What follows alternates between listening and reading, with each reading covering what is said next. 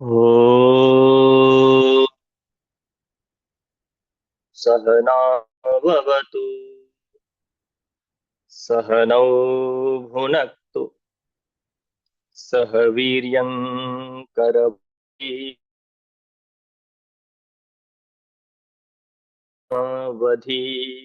तमस्तु मा विद्विषावहै।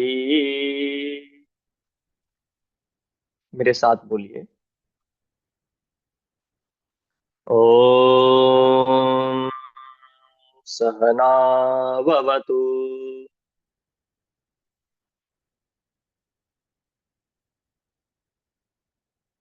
सहनौ भुनक्तु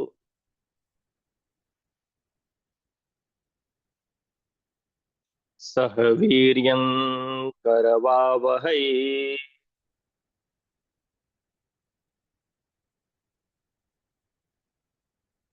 तेजस्विनावधीतमस्तु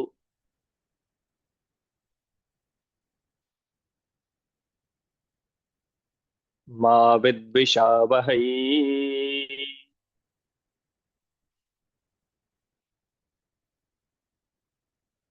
ओम शांति शांति शांति।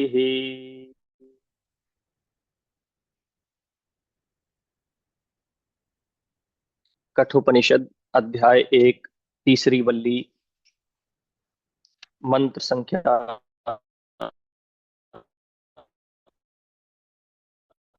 3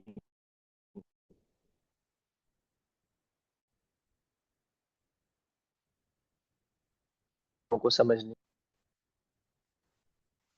आत्मानगुं रथिनं विद्धि शरीरगुं रथमेव तु बुद्धिं तु सारथिं विद्धि मनः प्रग्रहमेव च। इन्द्रियाणि हयानाहुर्विषयागुंस्तेषु गोचरान् आत्मेन्द्रियमनोयुक्तं भोक्तीत्याहुर्मनीषिणः। यस्त्वविज्ञानवान् भवत्ययुक्तेन मनसा सदा तस्व इव सारथेः। अर्थ पढ़ते हैं। तू आत्मा को रथी जान। रथी मतलब रथ पर जो सवार होता है। शरीर को रथ समझ। बुद्धि को सारथी जान। सारथी वह रथी जो रथ पर सवार है, सारथी वह है जो रथ को चलाता है। ड्राइवर और जो बैठने वाला है गाड़ी में, ऐसे जैसे हम आज के दौर में समझते हैं वैसे। तू आत्मा को रथी जान, शरीर को रथ समझ, बुद्धि को सारथी जान और मन को लगाम समझ। ये मंत्र संख्या 3 का अर्थ है। वैसे आज थोड़ा बाहर से कभी कभी बीच बीच में शोर आ सकता है, क्योंकि यहाँ से एयरपोर्ट बहुत ही नजदीक है। मैं मुंबई में हूँ अभी, तो कुछ फ्लाइट्स जाती हैं तो कुछ शोर हो सकता है, उसके लिए क्षमा कीजिएगा। मंत्र संख्या 4 का अर्थ पढ़ते हैं। विवेकी पुरुष इंद्रियों को घोड़े बतलाते हैं तथा उनके घोड़े रूप से कल्पना किए जाने पर, यानी इंद्रियों को घोड़े रूप से माने जाने पर, विषयों को उनके मार्ग बतलाते हैं और शरीर इंद्रिय एवं मन से युक्त आत्मा को भोक्ता कहते हैं। बाद में अर्थ समझेंगे विस्तार से। मंत्र संख्या 5 का अर्थ। किंतु जो सर्वदा अविवेकी एवं असंयत चित्त से युक्त होता है, असंयत चित्त मतलब जिसका चित्त संयमित न हो, उसके अधीन इंद्रियां इसी प्रकार नहीं रहती जैसे सारथी के अधीन दुष्ट घोड़े।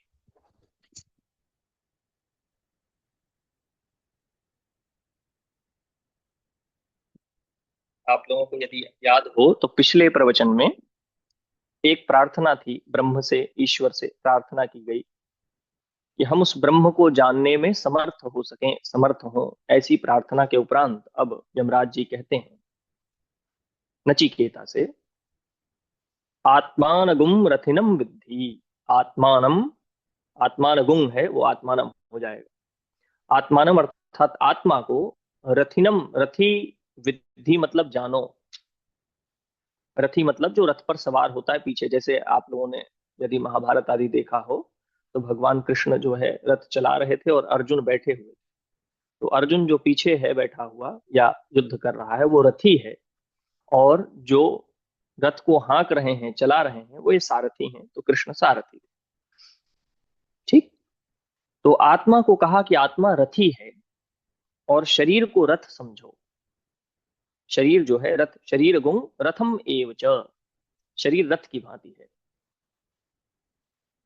बुद्धिं तु सारथिम विद्धि, बुद्धि जो है सारथी की तरह है। तो यहां पर शरीर को एक वाहन की तरह बताया गया है, जैसे कोई वाहन हो। तो आज के दौर में रथ का तो उतना प्रयोग होता नहीं, आज के दौर में कार का प्रयोग ज्यादा होता है ना, कार बाइक्स ये सब हम यूज करते हैं। तो जैसे कार में एक ड्राइवर हो, तो कहा जा रहा है कि बुद्धिं तो सारथिम विद्धि, बुद्धि क्या है? सारथी है। सारथी मतलब वो ड्राइवर। तो यह शरीर रूपी जो वाहन है, इस शरीर रूपी वाहन में आत्मा कौन है? रथी है। जो प्रधान है वो आत्मा है, रथी है। और शरीर क्या है? रथ की तरह। शरीर जो है व्हीकल है। ठीक। तो रथ में सवार है आत्मा, यानी इस शरीर रूपी रथ में आत्मा सवार है, आत्मा विद्यमान है। ठीक। और बुद्धि इसकी कौन है? सारथी है। तो बुद्धि जो है वो ले करके जाती है एक डायरेक्शन, जिस डायरेक्शन में हमें जाना होता है, तो वह बुद्धि तय करती है। बुद्धि है हमें एक सर्टेन डायरेक्शन में लेके जाती है। फिर आगे कहते हैं मन प्रग्रह में वच। मन क्या है? तो प्रग्रह, प्रग्रह मतलब निग्रह करना, प्रग्रह करना। जैसे कहते निग्रह शब्द जैसे है, वैसे ही प्रग्रह शब्द है। तो प्रग्रह करना मतलब निग्रह करने वाला, लगाम लगाने वाला। ठीक। तो मन क्या है? प्रग्रहम एवच, प्रग्रहम है। प्रग्रह है मतलब जो लगाम होती है जैसे रथ में, वैसे वो लगाम की तरह है। तो लगाम आज के दौर में जैसे कार में क्या होता है? ब्रेक होता है, और साथ ही साथ एक्सिलरेटर होता है। तो वैसे लगाम से तेज भी कर सकते थे घोड़े की रफ्तार, यदि घोड़े वाला रथ होता तो उससे तेज भी कर सकते थे, और लगाम खींचने पर उसको धीमा भी कर सकते थे। तो ब्रेकिंग सिस्टम जो है और एक्सेलरेट करने का जो सिस्टम है वो मन है। तो मन ही हमें एक सर्टेन डायरेक्शन में जिस ओर बुद्धि लेकर के जा रही है, उस डायरेक्शन में मन क्या कर सकता है? या तो एक्सेलरेट कर सकता है, या फिर जो है हमें धीरे भी ले जा सकता है। ठीक। रोक भी सकता है। आगे पढ़ते हैं। आगे कहते हैं मनीषिण शब्द आया है अंत में। तो मनीषी लोग जो हैं वे क्या कहते हैं? इंद्रियाणी, इंद्रियाणी मतलब इंद्रियों को, हय, हय बोलते हैं संस्कृत में अश्व को, घोड़े को। तो इंद्रियाणी हयान आहु, इंद्रियों को क्या कहते हैं? हय, हय मतलब अश्व। इंद्रियों को अश्व कहा गया। तो 5 कर्म इंद्रियां होती हैं, 5 ज्ञान इंद्रियां होती हैं मानव। तो पांचों जो ज्ञान इंद्रियां हैं यहाँ पर, वे अश्व की तरह हैं, घोड़े जैसे। रथ में घोड़े लगे होते हैं, और हमारे कार में जैसे पहिया होता है, पहिया तो 4 होता है, किंतु अश्व 5 भी हो सकते थे। तो इस शरीर रूपी जो यह रथ है, इसमें पांचों इंद्रियां जो हैं, ज्ञान इंद्रियां, यह कैसे हैं? अश्व की भांति हैं। मतलब जैसे रथ चलता है तो रथ को अश्व लगे हैं, घोड़े हैं, घोड़े दौड़ते हैं, तो रथ चलता है। तो बुद्धि सारथी है, बुद्धि डायरेक्शन में लेके जाती है, किंतु किस चीज के माध्यम से लेके जाती है? माध्यम है इंद्रियां। अभी आगे और विस्तार में समझेंगे। फिर कहते हैं विषयागुंस्तेषु गोचरान, विषय जो है वे उसके गोचर हैं, मतलब मार्ग है, रास्ते की तरह है। तो रास्ता, किस रास्ते पर ये अश्व चलते हैं? तो विषयों के रास्ते पर। अब इंपॉर्टेंट पार्ट है, विषय क्या है? तो हर इंद्रिय का अपना अपना विषय होता है। जैसे आंख जो ज्ञान इंद्रिय है, आंखें, इनका विषय है रूप। यह किसी भी वस्तु जो कुछ भी देखती हैं उसका रूप कैसा है, उसका स्वरूप कैसा है, इसको ऑब्जर्व करती हैं। तो रूप का ज्ञान किससे होता है? नेत्र से होता है। इसलिए नेत्र का विषय रूप कहलाता है। नेत्र का क्या विषय है? रूप। तो लोग कहते हैं ना, विषय वासनाओं में हम लोग लिप्त हैं, विषयों में फंसे हुए हैं। वे विषय क्या हैं? ये ज्यादातर लोग समझते हैं कि विषय होता क्या है। तो मन का भी विषय होता है, बुद्धि का विषय होता है, ऐसे इंद्रियों का विषय। तो आंख का विषय है रूप। ठीक वैसे ही कान जो है, कान का विषय शब्द। शब्द क्यों है? शब्द उसको क्यों कहते हैं? क्योंकि किसी न किसी प्रकार के शब्द को कान सुनता है। तो कान में कोई ना कोई विशेष प्रकार की ध्वनि जो जाती है, उसी ध्वनि को शब्द कहा गया है। तो कान का विषय शब्द है। ऐसे ही जिह्वा का विषय है रस। रस मीन्स, रस मतलब लिक्विड मत समझ लीजिएगा। जो कुछ भी हम खाते पीते हैं, उनका जो स्वाद होता है, उस स्वाद को समझना, उस स्वाद का स्वाद जो है उसमें, उसको रस कहा गया है। एग्जैक्टली स्वाद नहीं, थोड़ा सा डिफिकल्ट है, लेकिन हम ज्यादा विस्तार में नहीं जाना चाहते। तो जिह्वा रस का ज्ञान करती है। रस मतलब किसी चीज में कोई कड़वा है, कोई खट्टा है, तो आपको स्वाद मिलता है ना, बहुत बढ़िया लग रहा है। कोई चीज खा के कहते हैं अरे अरे बिल्कुल बेकार है। तो उस जो कुछ भी जिह्वा पर पड़ता है, जो भोज्य पदार्थ, उसमें कुछ रस होता है, चाहे वो लिक्विड हो चाहे वो सॉलिड हो, अन्न हो या पेय पदार्थ। वैसे कई प्रकार के भोज्य पदार्थ भी कहे जाते हैं, 5 या 4 प्रकार के, मैं भूल गया। चोष्य होता है चूसने वाला, लेह्य होता है चाटने वाला, और हाँ पेय होता है, और जो है जो हम खाते हैं, चबा करके खाते हैं, उसको भोज्य कहते हैं। 4 ही प्रकार हैं, शायद 5 हो तो मुझे याद नहीं आ रहा। तो जीभ क्या करती है? जीभ का विषय है रस। किसी चीज के स्वाद को समझती है। कॉमन भाषा में रस को समझना है तो स्वाद से समझिए। स्वाद को समझती है कैसा है, और उसमें रस लेती है।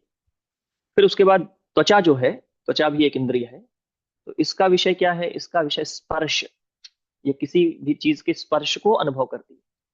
जैसे आंख बंद भी हो तो लोहा अगर रखेंगे, एक लोहे का सरिया आपके हाथ पर या हाथ में देंगे, तो स्पर्श से आप समझेंगे कुछ कठोर वस्तु है। वहीं पर अगर गुलाब का या कमल का एक फूल दे देंगे, तो यह समझ में आएगा कि कोई सॉफ्ट चीज है, कोई मुलायम चीज है, कठोर नहीं है। और अगर हाथ पे गरम गरम कोई चीज रख दें, गरम चाय जो है जरा सा रख दें या दूध रख दें, तो समझ में आएगा कि कोई, दो बातें समझ में, एक तो गर्म है और दूसरा क्या है, लिक्विड ही है, कोई लिक्विड चीज है, द्रव पदार्थ है। ठीक, ये भी समझ में आएगा। तो जो त्वचा है उसका विषय क्या हुआ? स्पर्श हुआ।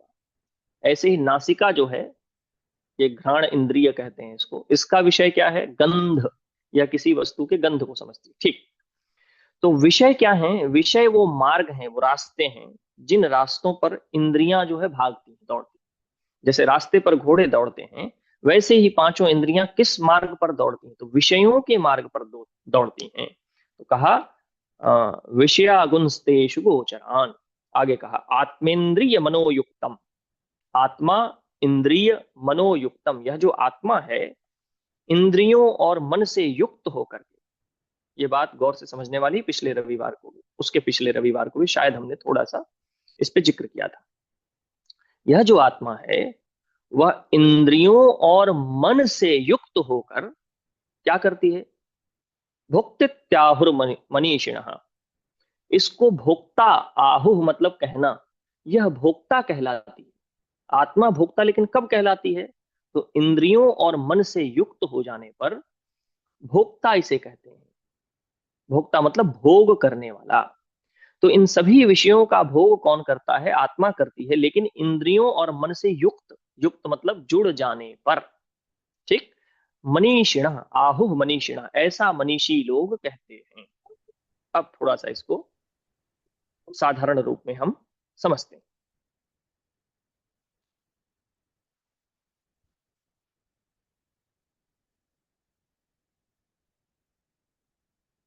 हमारा जो भौतिक जीवन है, मनुष्य जीवन है, मानव जीवन है, इसमें हम सबको शरीर का अनुभव तो होता है कि हमारे पास शरीर है। वैसे शायद इस विषय पे पहले भी चर्चा हुई हो किसी प्रवचन के दौरान।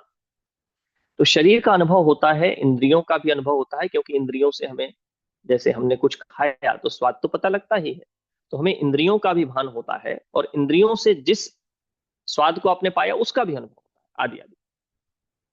बस एक आत्मा नाम की ऐसी चीज है जिसका अनुभव नहीं होता व्यक्ति को साधारणतया। बुद्धि का भी अनुभव है, क्योंकि हम लोग विचार करते हैं, तर्क वितर्क करते हैं, संकल्प विकल्प करते हैं, बुद्धि का भी हमें भान है। मन में नाना प्रकार के भाव आते हैं, हम लोग मनन करते हैं, इसलिए मन को भी समझा जा सकता है। एक चीज समझ में नहीं आती, आत्मा। ठीक, तो यह यहां से जो बात शुरू हो रही है, ये प्रथम अध्याय की तीसरी वल्ली से, यहां पर एक विशेष बात आपको बताने की चेष्टा की जा रही है कि आपका यह जो शरीर है, हमारा यह जो शरीर है, वो शरीर हम नहीं है, वह शरीर जो है एक वाहन की तरह है। जैसे एक वाहन में हम बैठते हैं, ये बात हमने पहले की थी, जैसे कि कोई कार में बैठता हो तो वो व्यक्ति कार नहीं होता।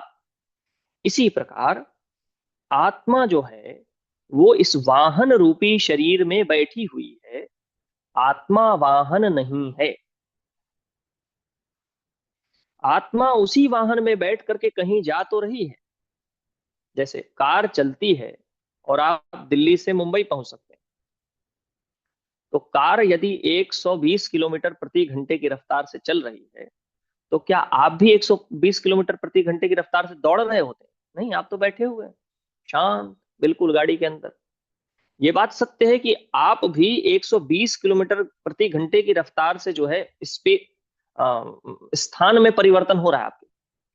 जिस जगह पे अभी 1 घंटे पूर्व थे आप, 1 घंटे बाद आप 120 किलोमीटर दूर हैं। किंतु चल रही है कार, आप नहीं, आप बैठे हैं, आप स्थिर हैं, ठीक, कार के अंदर बैठे हुए। इसी प्रकार शरीर चलता है, इंद्रियां चलती हैं, मन चलता है, बुद्धि चलती है।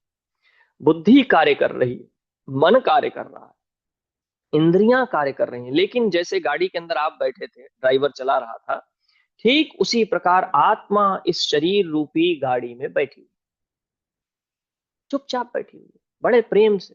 यहां तक कि गाड़ी चलाने का भी काम उसका नहीं, उसके लिए भी ड्राइवर है ऑलरेडी। सारथी कौन है? बुद्धि। बुद्धिम क्या है? बुद्धिम तुसारथिम, तुसारथिम बुद्धि। बुद्धि को सारथी मानो। तो बुद्धि रूपी ड्राइवर ये गाड़ी चला रहा है। गाड़ी जो है आपकी वो 5 इंद्रियों सहित, मन सहित जो है, यह शरीर जो है बनी है, शरीर रूपी गाड़ी है और वो चल रही है। किंतु यह शरीर, ये सारथी आप नहीं हो। आप तो इसमें बैठी हुई आत्मा हो, लेकिन समस्या ये है कि चूंकि इन सभी चीजों का भोग कर रहे हो, इन चीजों का भोग कर रहे हो, जो इंद्रियों के माध्यम से विषय आते हैं। आप समझिएगा, हम लोग क्या भोगते हैं जीवन भर, क्या चाहते हैं, किस चीज के पीछे भाग रहा है? यहां से सामान्य बात समझिए। तो कुछ अच्छा देखना है भाई, तो चलो हिल स्टेशन पे चलते हैं, स्विट्जरलैंड चलते हैं, मनाली चलते हैं, तो कुल्लू चलते हैं, या फिर कहीं और कहीं भी जाते हैं, घूम के आते हैं। क्यों?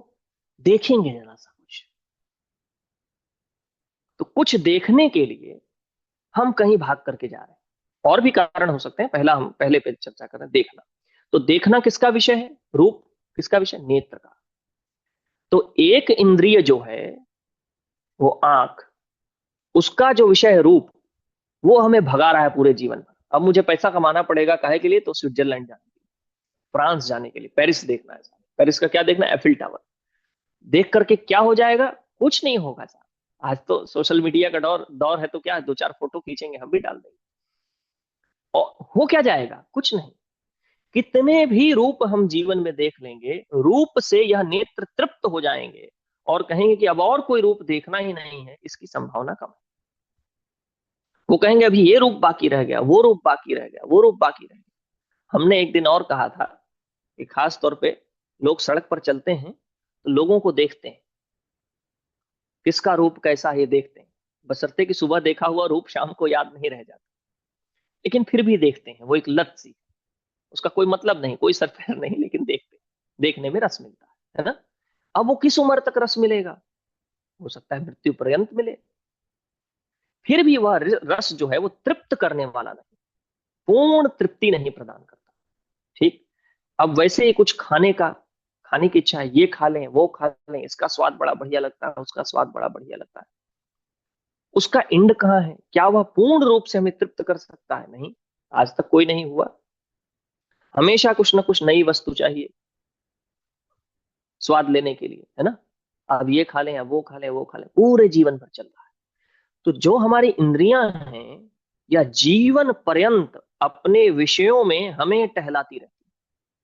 जैसे घोड़ा रास्ते पे चल रहा है, वैसे ही ये इंद्रिय रूपी जो अश्व हैं हमारे अंदर, उनका जो विषय है, उनका जो मार्ग है, उस रास्ते पर वो हमें घुमाती रहती है।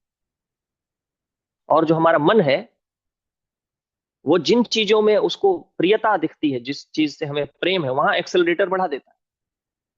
समझ रहे हैं आप? मन क्योंकि क्या है? लगाम है। तो एक्सेलरेटर बढ़ा देता है, हाँ हाँ भागो भागो भागो भागो। भागो क्यों? क्योंकि वहां घूमने जाना है, वो देखना है, भागो भागो। ये खाना है, चलो रेस्टोरेंट चलते हैं, कैफे चलते हैं, भागो भागो भागो भागो। तो इंद्रियों को दौड़ाता है, कहो भाग भाग भैया, एक्सेलरेटर दे देता है पूरा, हाँ चलो चलो चलो चलो चलते हैं, खा करके आते हैं, ठीक, कुछ सुन के आते हैं, आदि आदि, ठीक। अब जीवन पर्यंत, और बुद्धि जो है फिर क्या करता है, बुद्धि सारथी है। तो भाई कैसे ले चलें, भाई सड़क पर चलाना है, कहीं गड्ढे में तो जाना नहीं है। तो बुद्धि फिर योजना बनाती। इंद्रियां जिन विषयों का सेवन करना चाहती हैं, जिन विषयों में उनको रस मिलता है, उन विषयों का सेवन इंद्रियां कर सकें, इसके लिए बुद्धि फिर योजना बनाती है, ऐसा कर लेंगे तो मिलेगा, वैसा कर लेंगे। अब जैसे स्विट्जरलैंड जाना है तो कैसे जाएंगे, पैसा लगेगा साहब, उसके बाद पासपोर्ट लगेगा, वीजा लगेगा, कहाँ जाके स्टे करेंगे, होटल बुक करना होगा, आदि आदि आदि। तो बुद्धि यह सारा यत्न करती है कि हाँ भैया चलो पहले पैसा कमाते हैं, पासपोर्ट बनवाते हैं, वीजा बनवाते हैं, आदि आदि आदि जो भी कार्य करने हैं, वो सब बुद्धि करेगी। बुद्धि के हाथ में वो आ गया कि गाड़ी को लेकर के जाना कैसे है वहां तक। इंद्रियां जिन भोगों का भोग करना चाहती हैं, जिस रास्ते पर चलना चाहती हैं, और मन पूरा एक्सेलरेटर दिए हुए है कि हाँ भैया गाड़ी भगा दो, ठीक। तो ड्राइवर साहब जो है हमारे बुद्धि, वो पूरी योजना लगाते हैं, कौन से रास्ते से जाना है, कहाँ से राइट लेना है, कहाँ से लेफ्ट लेना है, कहाँ से स्ट्रेट जाना है, कौन सा रास्ता जो है ट्रैफिक कम मिलेगा। मतलब जैसे हम विचार करते हैं ना कि कौन सा होटल सही होगा, कहाँ पे रुकना सही होगा, अपने अपने बजट आदि और लाइकिंग के हिसाब से आदमी देखता है। तो बुद्धि यह पूरे जीवन भर यत्न करती है, क्या यत्न करती है, ये जो इंद्रियां हैं, इन इंद्रियों के जो विषय हैं, वो विषय कैसे प्राप्त होंगे। उन विषयों को प्राप्त करने से क्या होता है, आंशिक रूप से थोड़ी देर के लिए व्यक्ति को तृप्ति मिलती है, थोड़ी देर के लिए, कुछ समय के लिए। वो थोड़ी देर की तृप्ति के लिए आदमी जो है पूरे जीवन भर बुद्धि को दौड़ाता है, ये कर ले, वो कर ले, ऐसा कर ले, वैसा कर ले, ठीक। तो जीवन पर्यंत यह बुद्धि रूपी सारथी जो है, वो गाड़ी कब किधर से ले जानी है, कहां से राइट लें, कहां से लेफ्ट लें, कहां से स्ट्रेट लें, पूरे जीवन पर्यंत दौड़ाती है बुद्धि। दौड़ती है, क्यों दौड़ती है भाई, इंद्रियों को जो भोग चाहिए, जो उसको प्रिय लगते हैं, उन प्रिय लगने वाले भोगों की प्राप्ति के लिए। तो पूरे जीवन भर यह प्रक्रिया चलती रहती है, ठीक। अब इससे क्या होता है साहब, तो भोक्ता, आत्मा क्या हो जाता है, भोक्ता बन जाता है, इंद्रियों और मन से जुड़ करके। आगे देखिए, अब आगे तो इसकी गति क्या होती है, ऐसे लोगों की स्थिति क्या होती है, इसमें भाई हर्ज क्या है। अब समस्या क्या है भाई, हम भोग कर रहे हैं और जीवन पर्यंत अगर हम जो है इंद्रियों के भोगों के पीछे भाग रहे हैं, तो इसमें समस्या क्या है, क्या दिक्कत है। तो अगले मंत्र में, उपनिषद में कहा गया, यस्तु विज्ञानवान भवत्य युक्तेन मनसा सदा, ऐसा मंत्र है पांचवा। तो कहा यह तो अविज्ञानवान, वैसे विज्ञानवान आपको पढ़ने में आएगा, लेकिन संधि विच्छेद करेगा तो अविज्ञानवान हो जाएगा। यह जो, तो अविज्ञानवान, जो अविज्ञानवान व्यक्ति है, अविज्ञान मतलब जिसको ज्ञान नहीं है, जिसको विवेक नहीं है, ऐसा व्यक्ति भवती अयुक्तेन मनसा सदा, अयुक्त मन वाला रहता है। अवियुक्त मन वाला मतलब, ये जो मन है, जो एक्सेलरेटर और ब्रेक का काम करता है, कहाँ ब्रेक लगाना है और कहाँ एक्सेलरेट करना है, इसको जो है उसकी समझ ही नहीं होती।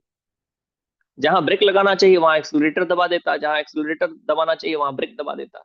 जो लोग कार सब चलाते हैं, उनको ये अनुभव हुआ होगा कि नए नए में जब कार चलाता है व्यक्ति, जैसे हम भी नए जब सीख रहे थे, तो उस समय ऐसा होता था कि दबाना होता था, ब्रेक दबा देते थे, एक्सेलरेटर, गाड़ी और भाग गई।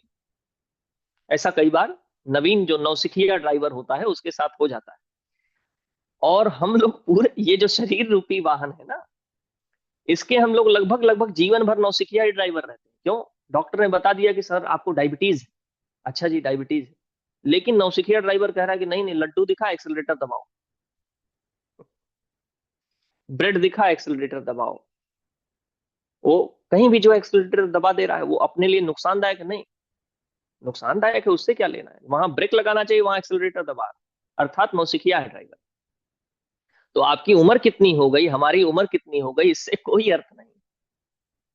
यदि किन विषयों का सेवन करना है, कितना करना है, कब नहीं करना है, इसका किसी को ज्ञान नहीं है, तो वह नौसिखिया ड्राइवर ही है। इस शरीर रूपी वाहन का नौसिखिया ड्राइवर अभी नया नया है। तो 80 साल के भी वृद्ध को आप देखेंगे कि जो चीज उसके लिए हानिकारक है वह उसका भी सेवन करने के लिए लालायित है, एकदम लपलपा रही है उसकी जबान। तो ये ड्राइवर अभी तक गाड़ी चलाना सीखा नहीं। समझ रहे हैं आप? अभी जो है यह नौसिखिया ही रह गया। ये स्थिति है मनुष्य की। तो हर्ज क्या है इसमें? तो कहते हैं अयुक्त मन वाला है। अयुक्त मन मतलब जिसका मन जो है संयमित नहीं है, निग्रहित नहीं है, मन में जिसके मन को ब्रेक कहाँ लगाना है, एक्सेलरेट कहाँ करना है, इसका ज्ञान नहीं। आगे कहते हैं तस्य इंद्रियाणी, उनकी जो इंद्रियां हैं अवश्यानी, और उनकी इंद्रियां भी वश में नहीं रहती। यानी जो इंद्रिय रूपी घोड़े हैं, ये घोड़े भी भाग रहे हैं इधर उधर, पांचों कहाँ के कहाँ भाग रहे हैं, वो भी वश में नहीं है।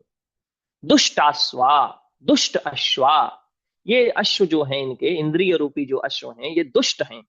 इव सारथे, ऐसा जो सारथी है, ऐसा जो व्यक्ति है, इव मतलब ऐसा होता है। तो जो सारथी बुद्धि को कहा गया था, ये ध्यान रखिएगा। ऐसे जिसका जीवन है, जो जिसकी इंद्रियां वश में नहीं है, अवश्यानी, जिसका मन युक्त नहीं है, जो अविज्ञानवान है। तो कैसे है? जैसे कि कोई सारथी के अधीन, कोई सारथी तो ठीक हो, लेकिन उसके अंडर में जो घोड़े हैं, अश्व, तस्इंद्रियाणि अश्वानी दुष्टाश्वा, वो अश्व दुष्ट हो बड़े। अश्व जो है वो ठीक ठाक ना हो। तो बुद्धि अगर आपकी ठीक भी हो, मान लिया कि बुद्धि आपकी ठीक है, किंतु यदि ये इंद्रियां संयमित नहीं है, यह इंद्रियां जो है अवश्यानी, आपके वश में नहीं है, इन इंद्रियों से किन भोगों का सेवन करना है, किन का नहीं करना है, और मन को कहाँ एक्सेलरेट करना है, कहाँ रोक देना है, वो लगाम कहाँ लगानी है, लगाम को ढील कब देनी है और कब उसे लगाम को टाइट करना है, यानी रोक देना है वाहन को, इसका यदि आपको ज्ञान नहीं है, अर्थात जीवन में कब कब मन को विराम दे देना है। मन कहता है इधर भागो, लेकिन भागना नहीं, इंद्रियां कहती हैं इधर भागो, लेकिन भागना नहीं, और कब उन्हें जाने देना है किस तरफ, यदि इसका विज्ञान किसी को नहीं पता है, इसका ज्ञान किसी को नहीं है, अविज्ञानवान कहा, यस यह तू अविज्ञानवान भवती, जो इस प्रति अविज्ञानवान है, इस विषय में ज्ञान वाला नहीं है, ऐसे व्यक्ति का क्या होगा फिर?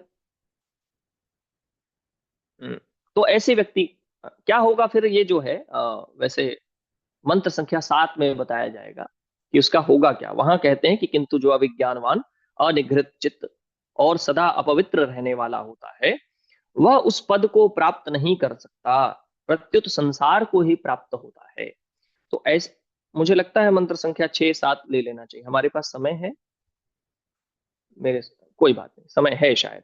मंत्र संख्या 6 और 7 अगर ले लेंगे तो स्पष्ट हो जाएगा। अगला मंत्र 6 कहता है परंतु जो कुशल और सर्वदा समाहित चित्त रहता है, जो कुशल है, समाहित चित्त है, अर्थात जिसका चित्त जो है स्थिर है। वैसे चित्त शब्द प्रयोग नहीं किया गया, युक्तेन मनसा सदा कहा है, जिसका मन युक्त है, युक्त अर्थात स्थिर है। तस्येन्द्रियाणि वश्यानि, जिसकी इंद्रियां वश में हैं, उसके लिए परंतु जो कुशल और सर्वदा समाहित चित्त रहता है, उसके अधीन इंद्रियां इस प्रकार रहती हैं जैसे सारथी के अधीन अच्छे घोड़े। तो उसकी इंद्रियां जो है, जैसे कोई सारथी हो, उसके पास अच्छे घोड़े हों जो दुष्ट ना हो, जो मतलब जिनको निग्रह करना, कंट्रोल करना डिफिकल्ट ना हो, ऐसे घोड़े हों, तो सारथी के लिए इजी हो जाता है उस रथ को चलाना। ऐसे ही बुद्धि के लिए सरल हो जाता है ऐसे जीवन को जीना। अगला मंत्र देखिए तो थोड़ा स्पष्ट होगा। किंतु जो अविज्ञानवान, मंत्र संख्या 7, अनिग्रहित चित्त, जिसका मन निग्रह नहीं किया गया, चित्त वहां किया गया है किंतु संस्कृत में शब्द जो है मनस्कह है, मन, मन शब्द है, और सदा अपवित्र रहने वाला है, वह उस पद को प्राप्त नहीं होता। न स तत्पदम आपनोति, वह पद कौन सा है? वह जो परम पद मोक्ष आदि कहा जाता है, उस पद को भी बाद में स्पष्ट किया जाएगा। तद विष्णो परमम पदम, ऐसा मंत्र संख्या 9 में आएगा। वह मंत्र, वह पद क्या है उसको बाद में हम स्पष्ट समझेंगे। किंतु तो समस्या यह है कि जो अविज्ञानवान होगा, जो मन का निग्रह नहीं करेगा, वह उस परम पद को प्राप्त नहीं कर सकता, आत्मज्ञान को प्राप्त नहीं कर सकता, ब्रह्म ज्ञान को प्राप्त नहीं कर सकता। वह तो उसकी गति क्या होती है? तो संसारम चाधिगच्छति, संसारम अधिगच्छति, वह संसार को प्राप्त होता है, अर्थात बार बार जन्म और मृत्यु के चक्र में फंसा रहता है। एक तो अर्थ यह है। दूसरा अर्थ यह है कि वह सांसारिक भोगों के पीछे भागता रहता है। उसे आनंद की प्राप्ति, स्थिरता की प्राप्ति उसे नहीं होती। जैसा हमने समझा था कि आत्मा क्या है? सच्चिदानंद स्वरूप है, सत्य है, चेतन है, आनंद स्वरूप है। एक और क्या शब्द आया था पहले? हाँ, समोदनी, मोदते मोदनीयम, मोदनीय गुम ही लब्ध्वा, मुदित हो जाता है, प्रमुदित हो जाता है। तो ऐसा व्यक्ति नहीं हो सकता जिसका मन, जिसकी इंद्रियां निग्रह में नहीं है। वह जीवन पर्यंत अशांत, अस्थिर रहेगा, उसे स्थिरता की, शांति की प्राप्ति नहीं हो सकती। ऐसा यहां पर अर्थ है। आगे हम अगले रविवार को मंत्र देखेंगे। तो इसलिए अब हमें करना क्या है, थोड़ा सा विचार कर लें। तो इन मंत्रों के आधार पर मनुष्य को प्रयास करना चाहिए कि उसकी इंद्रियां उसके वश में हो। इंद्रियां वश में हो अर्थात सिर्फ मुझे कुछ देखने का मन कर रहा है इसलिए मैं देखने जाऊंगा, ये देखूंगा, वो देखूंगा, मूवी देखूंगा, सीरियल देखूंगा, आदि आदि आदि कुछ देखूंगा। वो देखना मेरे लिए उचित है अथवा अनुचित है, इसका ध्यान न रखना। उसका मेरे ऊपर प्रभाव कैसा होगा, इसका ध्यान न रखना। और अडिक्ट हो गया हूं मैं कुछ देखने का, इसीलिए मैं देख रहा हूं बस। एडिक्ट हो गया हूं कि हाँ, हर साल में 2 बार कहीं ना कहीं ट्रिप करने जाना है। क्यों? क्योंकि लोगों को भी दिखाना है कि हम ट्रिप पे जाते हैं, फोटो डाल करके, है ना, कि हम यहाँ गए थे, वहां गए थे, आदि आदि। कोई जरूरी नहीं कि हर आदमी लोगों को दिखाने के लिए फोटो डालता हो, ऐसा कुछ भी नहीं। ऐसा हम न समझ लीजिएगा अर्थ कि ऐसा हम कहना चाहते हैं। किंतु किसी का प्रयोजन ये भी हो सकता है कि हाँ, लोगों को शो अप, और एक ही प्रयोजन हो, कोई जरूरी नहीं। कई बार एक क्रिया हम कई प्रयोजन से करते हैं। थोड़ा शो ऑफ भी करना है, थोड़ा अपने को मजा भी लेना है, और थोड़ा घर में रह के अच्छा भी नहीं लगता है, बोर हो गए हैं घर में रहते रहते, तो इसलिए भी कहीं घूम के आना है। कई कारण हो सकते हैं। किंतु बात यह है कि जो आपकी इंद्रियां हैं, वो आपको, आंख कह रही है कुछ देखो, ये नहीं अब वो देखो, वो नहीं अब वो देखो, ये तो कई बार देख लिया, कुछ और देखो, है ना। कान कह रहा कि अब ये नहीं वो सुनो, वो नहीं वो सुनो, वो नहीं वो सुनो। जीवा कह रही ये नहीं वो खाओ, वो नहीं वो खाओ। जो 2 साल पहले खाया था फिर से खाओ, जो 1 महीना पहले खाया था फिर से खाओ, जो 2 दिन पहले खाया था फिर से खाओ, आदि आदि आदि। इस प्रकार से यह इंद्रियां पूरे जीवन भर हमें किस चीज के पीछे भगाती हैं? अपने अपने विषयों के पीछे। किस आशा में? कि हमें इससे तृप्ति मिलेगी, हम तृप्त हो जाएंगे। लेकिन कुछ क्षण की तो तृप्ति मिलती है, फिर अगले क्षण हम अतृप्त हो जाते हैं। और इस प्रकार पूरे जीवन भर इन्हीं इंद्रिय भोगों के पीछे भागते हैं, जो हमें स्थिरता नहीं देती, जो हमें पूर्ण तृप्ति की प्राप्ति नहीं कराती। इसलिए समझदार व्यक्ति को, विज्ञानवान व्यक्ति को क्या करना चाहिए? मन और इंद्रियों का निग्रह करना चाहिए। अर्थात भोगों का कितना सेवन करना है और कितना नहीं करना है, इसका ज्ञान होना चाहिए। और भोगों को भोगने के लिए ही यह जीवन मिला है, ऐसा दृष्टिकोण नहीं होना चाहिए। जीवन की पूरी यात्रा भोग भोगने में ही नहीं होनी चाहिए। ये बात हमने पहले भी समझी है कुछ मंत्रों में, इसको आगे और विस्तार से समझेंगे। आज के लिए इतना ही पर्याप्त है। मंत्र बोलेंगे।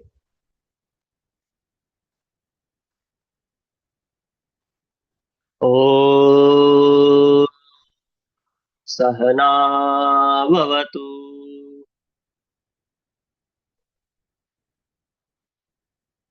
सहनौ भुनक्तु, सह वीर्यं करवावहै,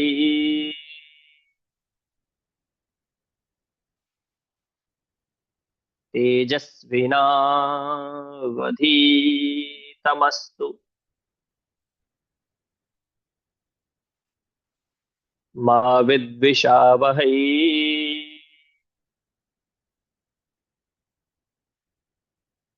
ओम शांति शांति शांति।